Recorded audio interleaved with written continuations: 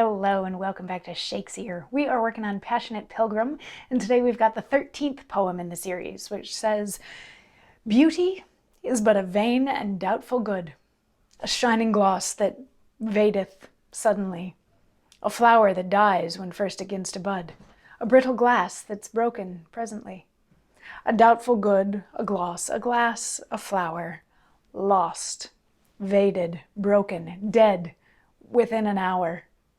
And as goods lost are seld or never found, as vaded gloss no rubbing will refresh, as flowers dead lie withered on the ground, as broken glass no cement can redress, so beauty, blemished once, is forever lost, in spite of physic, painting, pain, and cost." So this has a lot of similar themes to some of Shakespeare's sonnets, but this may or may not have actually been written by Shakespeare, and it's not necessarily a sonnet. It's two 6-line stanzas put together into one poem.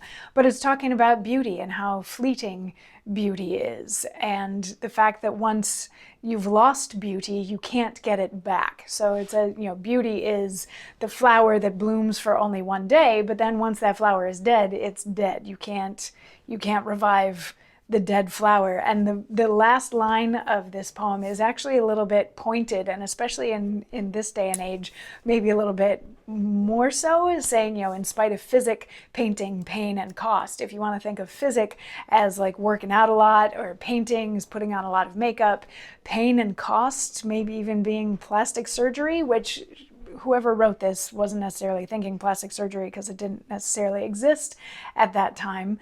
But all of these things that people do to themselves to try to maintain beauty, to try to maintain possibly even youth, what this poem is saying is, just because you were beautiful once and then you do all this stuff, like, we can see through this stuff, and you're not going to be able to recapture the beauty that you once had.